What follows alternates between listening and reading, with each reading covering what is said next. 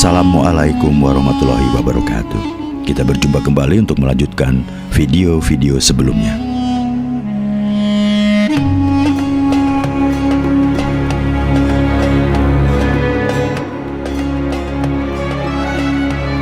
Kita akan lanjutkan dengan apa yang dikisahkan dalam pupuh pertama Sinom, di mana Syekh Siti Jenar mendengar bahwa Ki Pengging telah mengikuti kepercayaan yang sesuai dengan pendapatnya. Ki Ageng Pengging alias Raden Kebo Kenongo adalah cucu Raja Majapahit terakhir Brawijaya. Berita ini tentu saja membuat Syekh Siti Jenar gembira. Dia segera pergi ke Pengging untuk menemuinya. Setibanya di Pengging, Syekh Siti Jenar menemuinya di masjid dan mengungkapkan bahwa sebenarnya sudah lama ingin menghadap Ki Ageng Pengging. Maksudnya untuk saling bertukar pikiran dan pendapat. Syekh Siti Jenar merasa malu bila sesama orang yang bijaksana bertengkar karena berlainan pendapat. Dari cuplikan kisah itu, kita mengetahui bahwa Syekh Siti Jenar menyadari ada perbedaan pendapat di kalangan para bijak atau para wali. Tentunya ada orang-orang yang sependapat dengannya dan ada pula yang mengikuti pendapat para wali. Jika kita secara jujur mempelajari sejarah agama, maka yang berkembang di tengah perjalanan sejarah agama adalah buah pikiran dan pendapat ulamanya. Mari berandai, jika ketika Nabi Muhammad masih hidup hanya menerima wahyu dan Ali yang mencontohkan praktik keagamaannya, maka boleh jadi kita tidak melihat Islam seperti hari ini. Atau jika hanya Abu Bakar yang memberi contoh praktik keagamaannya, maka mungkin kita tidak menyaksikan Islam sebagaimana sekarang. Ali dan Abu Bakar adalah dua sosok yang menjadi induk pengamalan ahli tarekat. Kedua tokoh itu berhulu pada satu pribadi, yaitu Nabi Muhammad. Jadi jelas, tanpa adanya pendapat atau pikiran, wahyu tidak akan memiliki bentuk aktual di dalam masyarakat agama. Orang Jawa menyebut bahwa semua kitab suci itu disebut kitab kering, karena ia hanya menjadi petunjuk untuk memahami ayat-ayat Tuhan yang nyata, baik yang ada di alam raya maupun di dalam diri manusia. Nah, otografi atau ayat-ayat yang tampak di alam ini, termasuk di dalam diri manusia, adalah kitab basah atau kitab teles. Kitab basah derajatnya lebih tinggi daripada kitab kering. Kitab basah adalah sumber untuk memahami makna kehidupan ini. Dalam Al-Quran sendiri disebutkan bahwa Tuhan akan memperlihatkan ayat-ayatnya, baik yang ada di penjuru dunia maupun di dalam diri manusia. Dalam ayat itu kata Tuhan dinyatakan dalam bentuk kami dan bukan aku. Kata kami berarti Tuhan melibatkan ciptaannya dalam mengungkapkan kebenaran dirinya, atau Tuhan menyertakan ciptaannya untuk mewujudkan ciptaannya yang lain. Misalnya, Tuhan menciptakan manusia, maka perlu melibatkan bersatunya kedua orang dewasa yang berlainan jenis. Memperlihatkan ayat-ayatnya pada diri manusia berarti melibatkan para ahli biologi, kedokteran untuk mengungkapkan kebenarannya yang ada di dalam tubuh manusia. Tuhan juga menggunakan orang-orang yang mampu memahami hakikat diri mereka sendiri. Di ayat lain, Tuhan juga memerintahkan manusia untuk membaca ayat-ayatnya yang ada di dalam diri manusia. Ini artinya, untuk mengetahui ayat-ayatnya sangat tidak cukup jika hanya membaca kitab sucinya.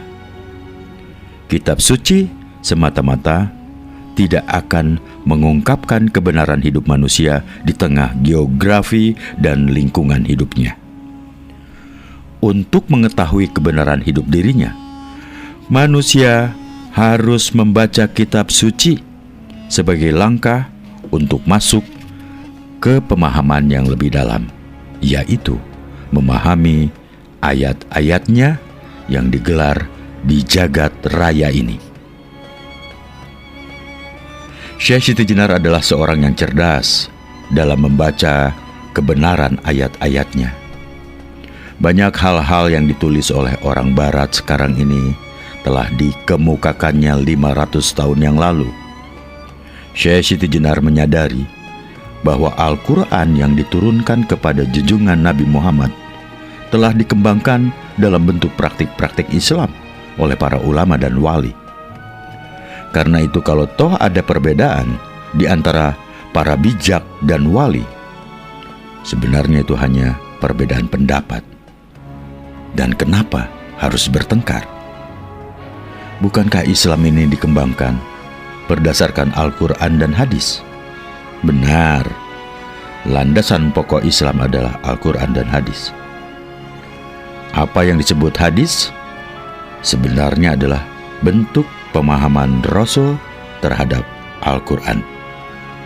Kitab suci Al-Quran akan tidak berarti apa-apa bila tidak diamalkan, dipraktekkan. Dan untuk mengamalkannya memerlukan pemahaman dan penafsiran.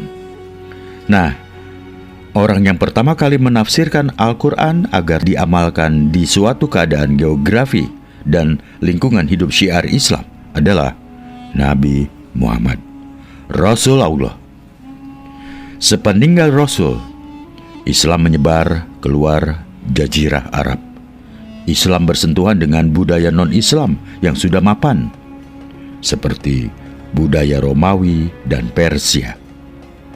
Islam juga bersentuhan dengan agama-agama yang sudah mapan di Timur Tengah, seperti Yahudi, Kristen, dan Majusi.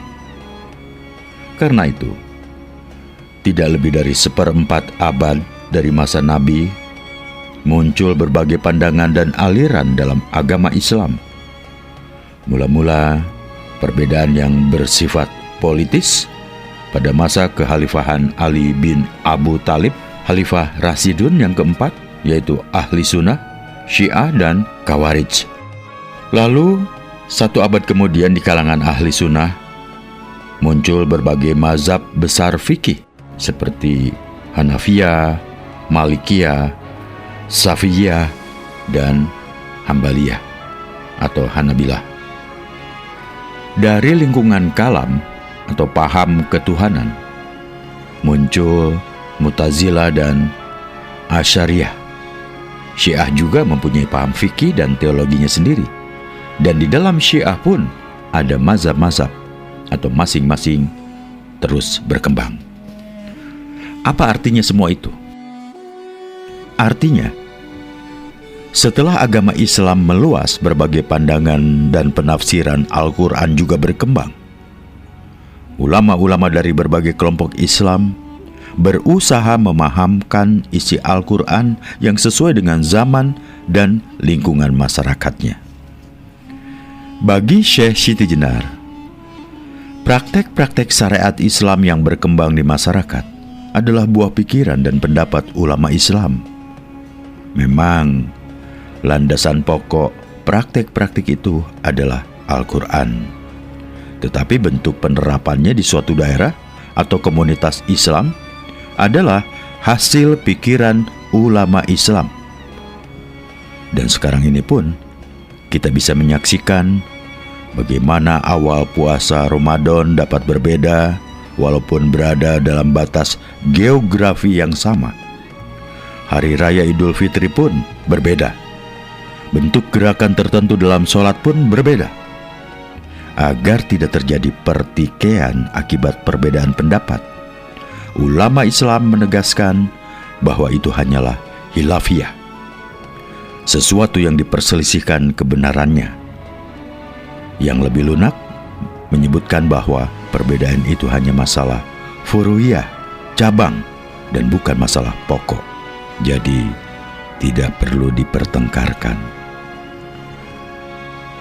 Syekh Siti Jenar malu jika perbedaan paham dipertengkarkan, apalagi jika perbedaan itu harus dipertikaikan hingga terjadi pertumpahan darah.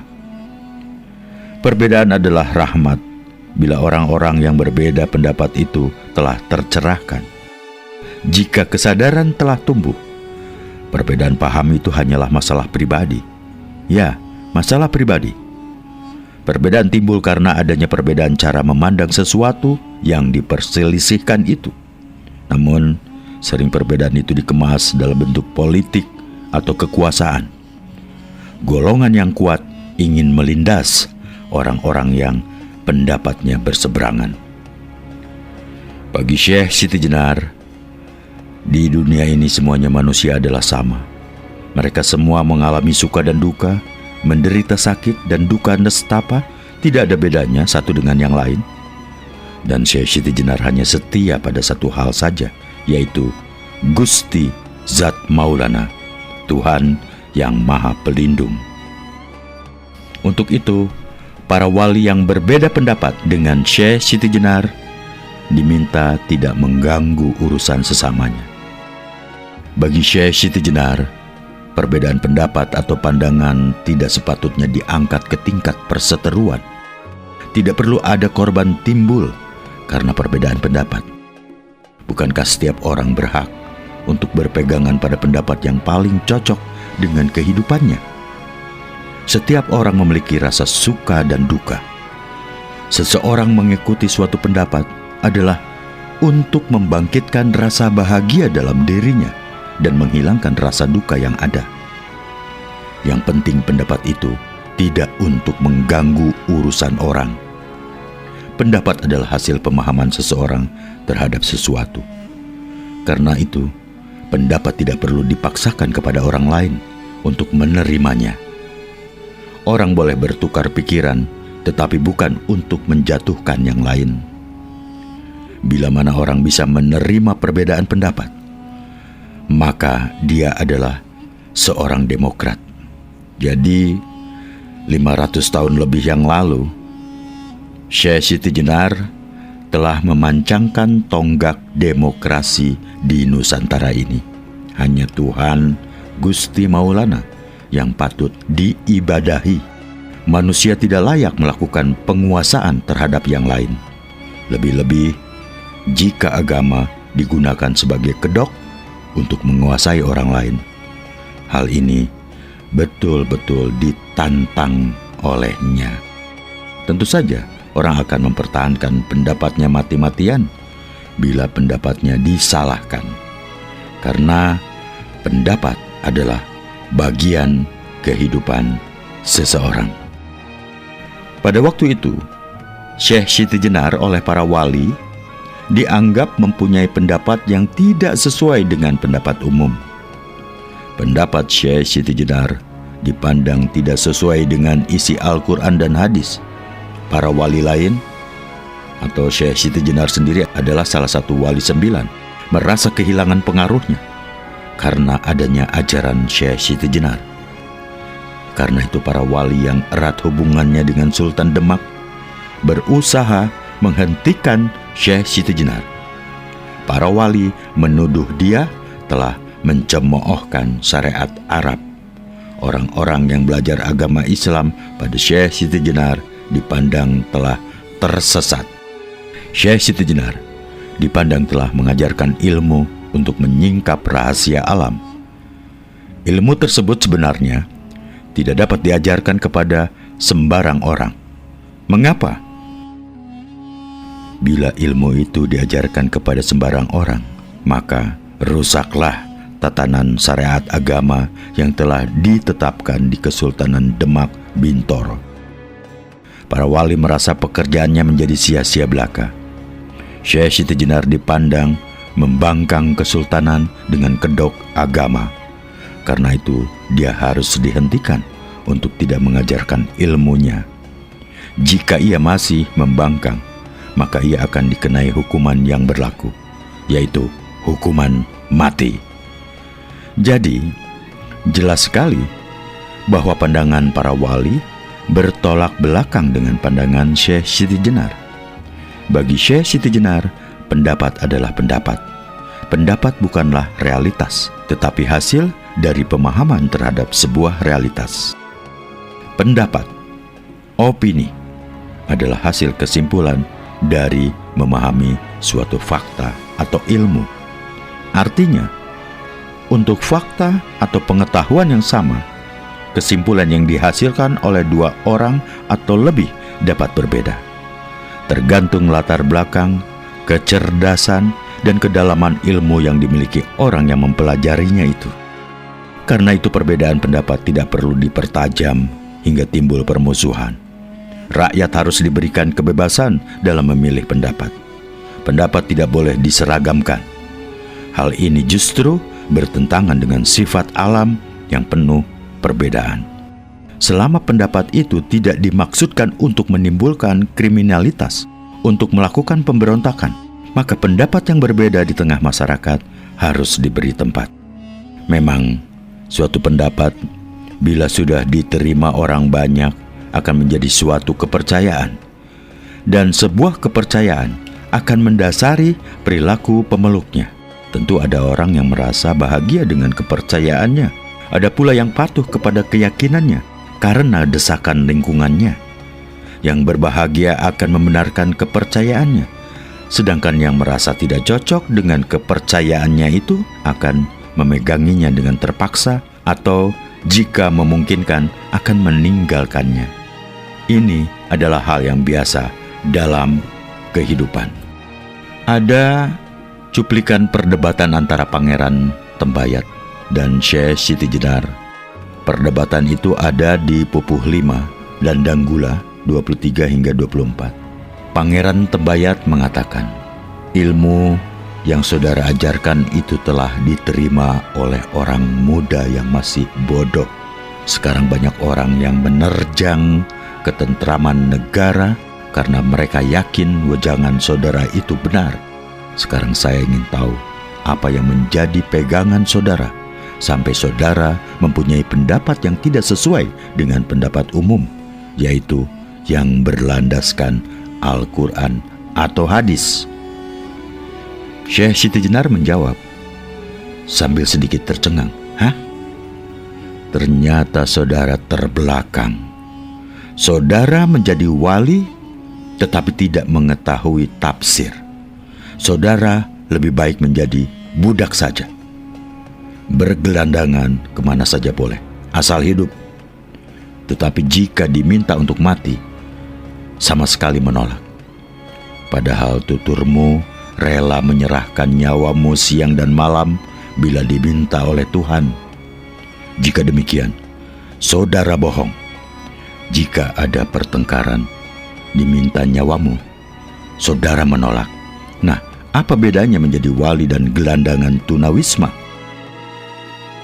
Dari cuplikan itu, bahwa Syekh Siti Jenar telah dituduh mengajarkan ilmu tentang rahasia alam kepada sembarang orang. Dikatakan oleh Pangeran Tembayat bahwa banyak orang yang menerjang ketentraman negara. Yang dimaksud melanggar ketentraman negara adalah banyaknya orang yang tidak lagi mengerjakan syariat dan tidak mau membayar zakat. Pendapat Syekh Siti Jenar dianggap bertentangan dengan pendapat umum yang berlandaskan Al-Quran dan hadis. Dalam diskusi dengan Syekh Siti Jenar ternyata ketahuan bahwa ilmu agama yang dimiliki oleh Pangeran Tembayat sangat terbatas. Pangeran Tembayat dikatakan tidak memahami tafsir. Dan dari diskusi itu dapat diketahui bahwa Wali adalah status sebagai penyebar agama Islam. Sebagai seorang penyebar agama, Pangeran Tembayat tidak menguasai praktik kehidupan, sehingga kebenaran yang dipeganginya bersifat teoritis. Tetapi jika diajak mati, Pangeran Tembayat menolaknya. Tentu saja Pangeran Tembayat disindir bahwa dirinya tidak ada bedanya dengan orang gelandangan. Apa yang dikatakan oleh Syekh Siti Jenar sebenarnya ada di dalam Al-Quran. Hanya saja peristiwanya yang berbeda. Dikemukakan dalam Al-Quran bahwa pada zaman Nabi orang-orang Yahudi senantiasa mengklaim kebenaran. Mereka itu berkeyakinan bahwa hanya keimanan dan pendapatnya yang benar. Keimanan dan pendapat orang lain salah. Bahkan mereka beranggapan bahwa hanya orang Yahudi yang menjadi kekasih Tuhan. Orang lain bukan kekasihnya. Orang lain tidak bisa masuk surga. Keyakinan mereka itu diabadikan dalam Al-Quran yang diterjemahkan, "Katakan, jika negeri akhirat di sisi Tuhan itu dikhususkan bagimu dan bukan untuk orang lain, maka mintalah mati jika kamu orang-orang yang benar. Katakan, hai orang-orang Yahudi, jika kamu berpendapat bahwa hanya kalian yang menjadi kekasih atau para wali Allah dan bukan orang-orang lain, maka mintalah mati jika kamu orang-orang yang benar." Jadi, menurut Syekh Siti Jenar, jika pendapat kita ini sungguh-sungguh benar, sedangkan pendapat orang lain salah, maka kita harus berani minta mati. Dengan kata lain, jika kita yakin bahwa kalau kita mati pasti masuk surga karena pendapat kita itu benar, maka tidak ada alasan bagi kita untuk hidup sekarang ini. Loh, mengapa begitu? Karena hidup di dunia ini tidak lepas dari penderitaan. Mengapa kita tidak cepat-cepat mati agar cepat masuk surga? Tidak berani. Berarti ada keraguan. Orang tidak mau mati karena pada umumnya orang tidak mengerti misteri kematian. Bahwa kita pernah melihat orang mati tidak diragukan lagi. Tetapi, apakah kita mengetahui apa yang terjadi di balik kematian itu? Karena tidak tahu, maka kita takut. Karena itu, pendapat jangan diabsolutkan. Pendapat boleh diperdebatkan, tetapi tidak untuk melindas pendapat orang lain yang berbeda. Karena pendapat yang dipegang oleh mereka yang berkuasa atau yang bekerja sama dengan penguasa belum tentu benar. Jadi tidak perlu dipaksakan. Mengikut suatu agama saja tidak perlu dipaksakan, apalagi memegangi pendapat. Dan karena sejarah telah membuktikan bahwa syariat agama yang berkembang di tengah masyarakat itu merupakan pendapat para ulama dari golongannya, maka hendaknya syariat agama tidak dijadikan undang-undang dalam suatu agama. Nanti banyak pihak yang ingin menjatuhkan orang lain dengan berkedok agama. Banyak pihak yang ingin memaksakan kehendaknya atas nama agama. Bukan kedamaian yang kita peroleh, tetapi derita akibat konflik. Kurang lebih 500 tahun yang lalu, Syekh Siti Jenar telah menyadari hal ini. Dia malu bila perbedaan pendapat di kalangan ulama menimbulkan pertikaian. Negara harus jujur bersumber pada hukum positif yang objektif demi keselamatan dan kesejahteraan semua warganya. Pendapat yang bersumber pada keyakinan agama jangan dibawa-bawa untuk mengatur kehidupan yang plural ini. Loh, bukankah Nabi menjalankan pemerintahan itu berdasarkan Al-Quran? Benar. Beliau adalah orang yang menerima wahyu. Al-Quran itu sendiri, beliaulah satu-satunya orang yang memiliki otoritas untuk menerapkan ajaran Al-Quran. Namun demikian, untuk hal-hal yang strategis, Nabi perlu berunding atau bermusyawarah dengan para sahabat beliau. persoalan masyarakat terus berkembang. Islam bersinggungan dengan berbagai adat, budaya, dan agama lain, sehingga pendapat yang menjadi solusi kehidupan di masa Nabi tidak mencukupi lagi. Perlu penggalian-penggalian makna Al-Quran yang lebih dalam, yang sesuai dengan lingkungan dan zamannya. Manusia harus mempergunakan akalnya untuk memahami ayat-ayatnya di alam raya ini. Seperti yang telah diutarakan, kitab suci apa saja adalah kitab kering.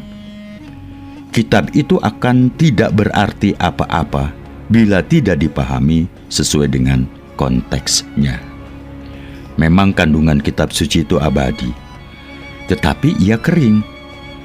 Suatu teks suci yang dipahami beberapa abad yang lalu akan tidak pas jika pemahaman itu harus diterapkan sekarang ini. Misalnya, masalah kesaksian terhadap orang yang dituduh berzina. Pada masa lalu, 4 orang saksi laki-laki adalah absolut. Tetapi, dengan adanya uji DNA, kesaksian terhadap siapa yang menzinai tidak diperlukan lagi, karena bukti dari uji DNA lebih akurat daripada pengakuan 4 orang saksi yang masih bisa berbohong. Begitu pula dengan masalah hutang piutang. Sistem administrasi sekarang ini lebih canggih daripada kesaksian 2 orang laki-laki. Kehidupan manusia berbeda dengan kehidupan binatang. Binatang hidup menurut instingnya, realitanya. Jika lapar, binatang mencari makan. Jika haus, ia mencari air untuk minumannya. Dan binatang tidak memerlukan penyimpanan makanan kecuali sebatas kebutuhannya. Binatang juga tidak mengumpulkan berbagai macam benda untuk perhiasan dalam kehidupannya, karena binatang hidup berdasarkan realita. Lain halnya dengan manusia. Ia hidup di atas bangunan opini, pendapat. Manusia pada umumnya tidak mengetahui hakikat hidupnya sendiri. Manusia umumnya juga tidak mengetahui apa yang ada di balik kematian. Manusia juga tidak mengetahui dengan pasti apa yang akan terjadi pada dirinya di hari esok, di kemudian hari. Karena itu, ia perlu berasumsi, berandai-andai. Manusia melakukan spekulasi. Mula-mula manusia mengumpulkan harta benda sebagai bekal di hari nanti. Pikiran manusia berkembang terus. Mula-mula benda diterima apa adanya, benda dipakai menurut manfaatnya, kemudian benda diberi nilai, diberi aji sesuai dengan tingkat kelangkaannya. Emas dihargai lebih mahal daripada perak, perunggu, dan besi. Batu-batuan yang hanya di tempat tertentu diberi nilai tinggi secara intrinsik, yaitu keberadaan yang ada di dalam benda itu sendiri. Emas dan batu-batuan tidaklah berguna untuk hidup. Emas dan batu-batuan tidak bisa mengenyangkan perut, tetapi manusia menaruh nilai pada benda-benda itu.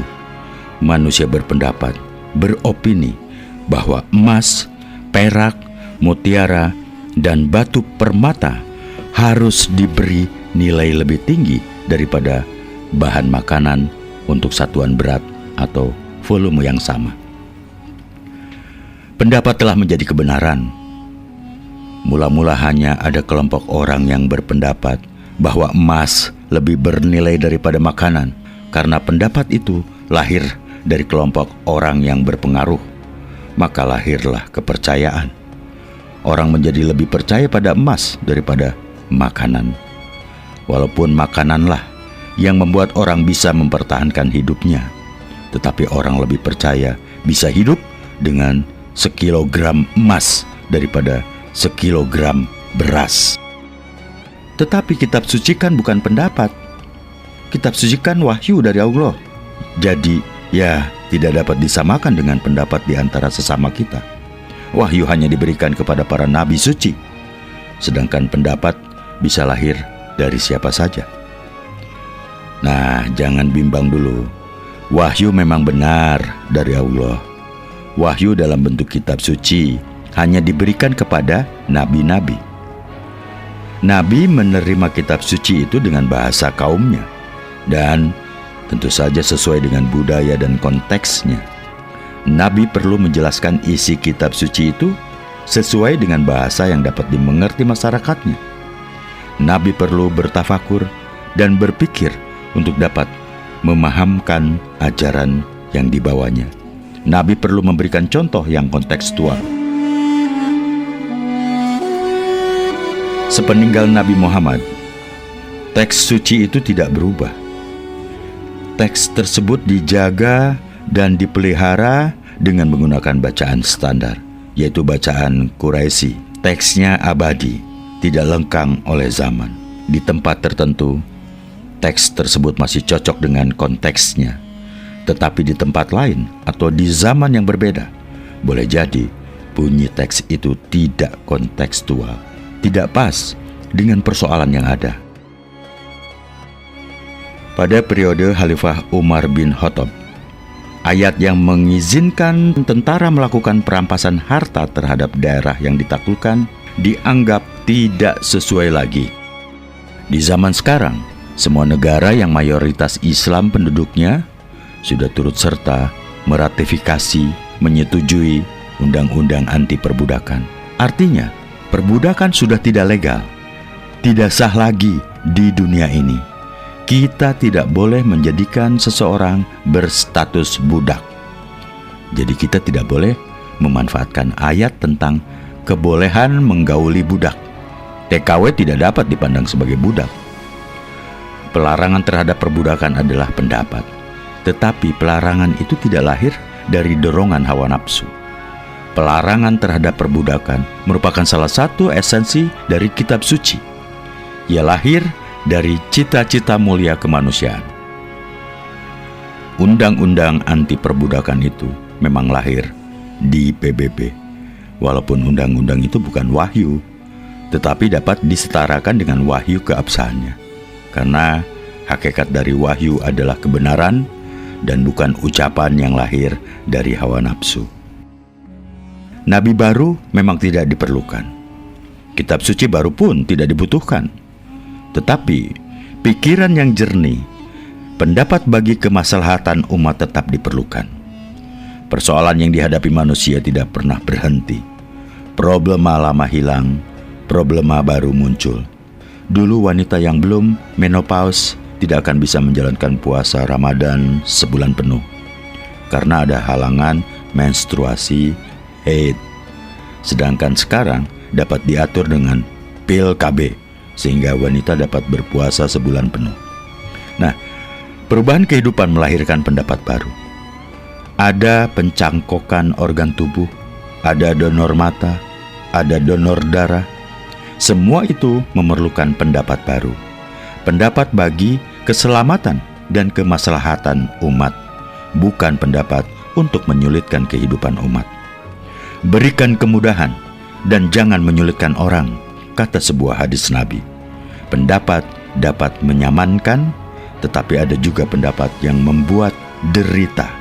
Nah, yang menyamankan, yang memudahkan, dan yang menimbulkan kesejahteraan umat, itulah pendapat yang tetap dibutuhkan. Ternyata hidup manusia memang dibangun di atas pendapat, opini. Kehidupan masa kini harus berdiri atas pendapat, opini, dan pandangan masa kini dan pendapat lama yang masih relevan. Bila pendapat lama sudah tidak relevan lagi, maka pendapat itu harus diperbaiki atau ditinggalkan. Lalu, di mana tempat kitab suci? Kitab suci tetap ditempatkan sebagai landasan untuk membangun pendapat baru. Karena itu, kitab suci terus-menerus perlu ditafsirkan. Hadis Nabi kita pelajari sebagai referensi, acuan untuk melahirkan pendapat yang bernilai. Karena baik kitab suci maupun hadis tidak lepas dari konteksnya yang berkembang di masyarakat. Nah, pendapat seseorang ternyata tidak bisa dilepaskan dari pandangannya, filsafat hidupnya tentang kematian. Maka orang ateis mati adalah alami, Tidak ada yang perlu dipikirkan apa yang terjadi di balik kematian itu. Bagi pemeluk agama Yahudi, Kristen, dan Islam, umumnya mereka berkeyakinan bahwa mati hanyalah peristirahatan sementara. Mereka akan dibangkitkan lagi pada hari yang mereka sebut kiamat. Syekh Siti Jenar lain lagi. Dia memandang hidup sekarang ini adalah alam kematian. Akhirnya, memang bukan kebenaran hakiki atau kebenaran harfiah suatu pendapat yang perlu kita perhatikan. Yang perlu kita perhatikan adalah apakah pendapat itu dapat menimbulkan kesejahteraan dan kebahagiaan bagi umat manusia, minimal bagi mereka yang meyakini kebenaran pendapat itu. Dan perlu kita tolak adalah pendapat yang bisa menimbulkan kriminalitas, kezoliman bagi manusia. Demikian yang bisa saya sampaikan. Terima kasih atas perhatiannya. Kita akan jumpa kembali di video berikutnya. Wassalamualaikum warahmatullahi wabarakatuh.